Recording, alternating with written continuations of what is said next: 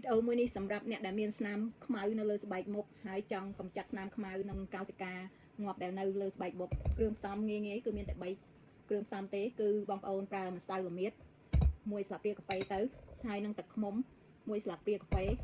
បងប្អូនយកជាសម្បកក្រូចទុកដាក់វាប៉ាតដើម្បីម៉ាស្សាខ្ញុំម្សៅល្មៀត1ស្លាបព្រាមកលាយជាមួយទឹកឃ្មុំបងប្អូនដាក់ទឹកឃ្មុំប្រហែលជាមួយស្លាបព្រាកាហ្វេដែរមករួចហើយលាយវាឲ្យសព្វលាយវាឲ្យទាល់តែស្អិតល្មួតបែបនេះមករួចហើយបងប្អូនយកវាទៅប៉ាតលើសម្បកក្រូចរួចហើយបងប្អូនយកវាមកប៉ាតលើផ្ទៃមុខរបស់យើង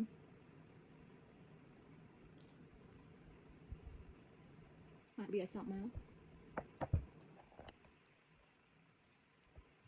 បងប្អូនលាបប៉ាតវាឲ្យសព្វ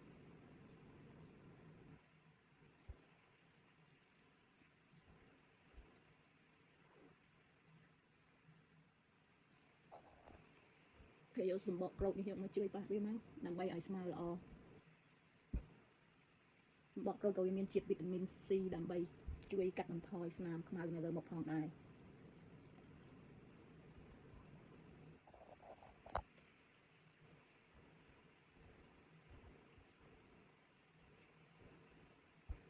រួចហើយបងប្អូនទុកវា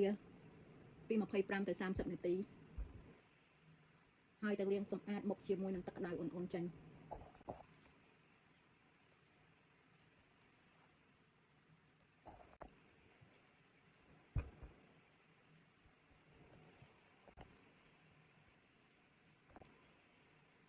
បងប្អូនធ្វើវិធីនេះឲ្យបាន2ទៅ3ដងក្នុងមួយសប្តាហ៍ដើម្បីកម្ចាត់ស្នាមខ្មៅ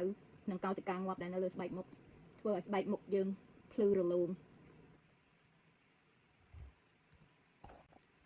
ជួយឲ្យស្បែកមុខមានភាពតឹងរលោងនិងភ្លឺថ្លាបន្ទាប់ពី25ទៅ30នាទីបងប្អូនសម្អាតវាចេញមករួចហើយទៅលាងមុខជាមួយនឹងទឹកក្តៅអ៊ុនៗ